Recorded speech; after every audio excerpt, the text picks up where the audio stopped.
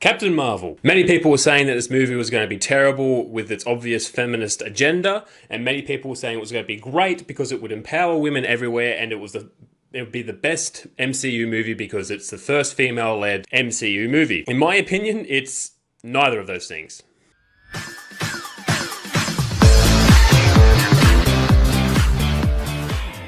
Hello, I am the Greek Geek because I am Greek and indeed a geek. I will give Brie Larson credit. She did do a much better job than I thought she would. The trailers made it look like she'd be very bland and have next to no character, but that's not the case. In the movie, she's very feisty and has very good comebacks and has some good banter with some other characters, which is very entertaining to see. Ben Mendelsohn did a fantastic job in this movie. In my opinion, he stole the show for me. He played Talos, the Skrull leader in this movie. Maybe I'm a bit biased because he is a fellow Australian like me. Us Aussies have to stick together. Yes, I know I'm called the Greek Geek, and that probably wasn't the best name to go with. That is definitely going to cause some confusion down the line. But Ben Mendelsohn kept his Aussie accent, and it really took me out of the movie when you have this alien speaking in an Aussie accent. Samuel Jackson, as always, does a fantastic job. He always does a good job. Like, I really enjoyed seeing a younger version of him. I really enjoyed seeing Nick Fury younger and seeing how he was back then. There was some great banter between Nick Fury and Carol Danvers. I really enjoyed them two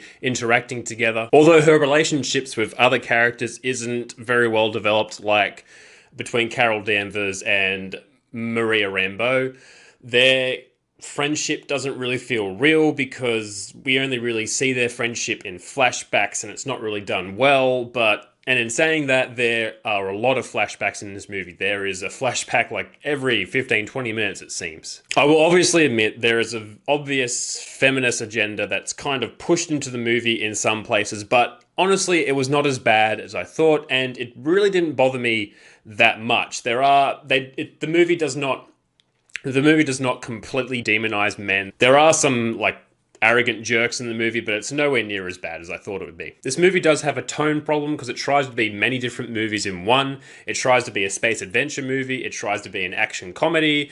It tries to be a buddy cop movie. It tries to be even a spy movie in some parts. It doesn't really know what it wants to be and does feel all over the place. I still have a problem with how Marvel delivers some jokes, as in, they do this in most of the movies, I think. They have a serious moment and it's completely undercut by a joke immediately after and just ruins it. Is it just me, or is Captain Marvel not as powerful as she should be? She's been hyped up as being potentially the strongest character that the Avengers could have and could even take on Thanos by herself, but in this movie she doesn't seem to have that much power. During the final fight scene, it does feel anticlimactic and doesn't really have a satisfying ending. I know her powers were kind of dumbed down until the end of the movie when her true power is revealed, but even then she doesn't feel that powerful. She doesn't do anything that really demonstrates how powerful she is.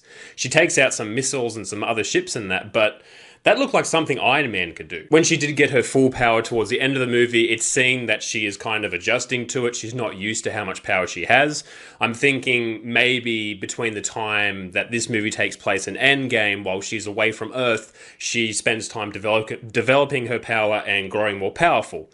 That's my thought process anyway. And what is up with movies putting popular pop songs in their action scenes? There's a scene towards the end of the movie where it's pretty much the final climax of the movie and the final fight, and they play I'm Just a Girl. I can't remember the name of the band, but Gwen Stefani sings it, and very on the nose, and that was very on the nose for me. They weren't being subtle about it. It just takes me out of the movie when they put these popular songs on and just ruins the tone of a fight. I'm looking at you, Umbrella Academy. Just good old Marvel Cinematic Universe special effects.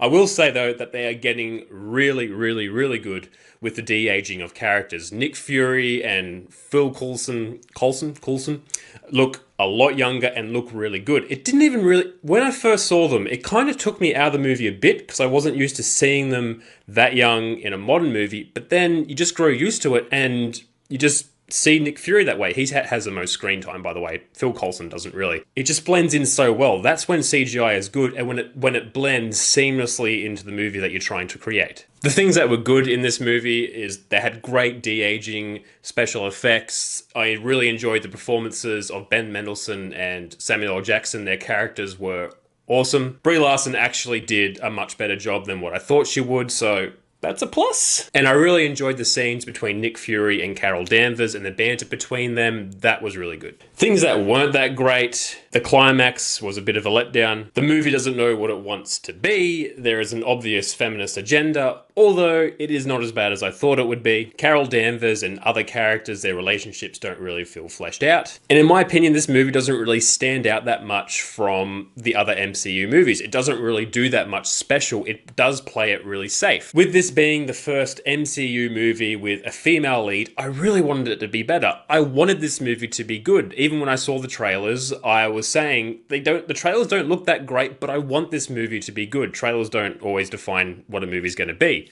but it's just average. Those were just my thoughts on the new Captain Marvel movie. So this movie kind of falls flat. I probably would see it again, but not for a few years' time, or if I was doing like a marathon of all the MCU movies. I don't really feel much urge to go see this movie again. Find it kind of feels like just filler until we get to Endgame. So don't let me decide if a movie is good or bad. Go and see it for yourself and decide for yourself. Thank you again for watching, ladies and gentlemen. I do appreciate people actually watching me talk about movies. Thank you again, and I'll catch you next time.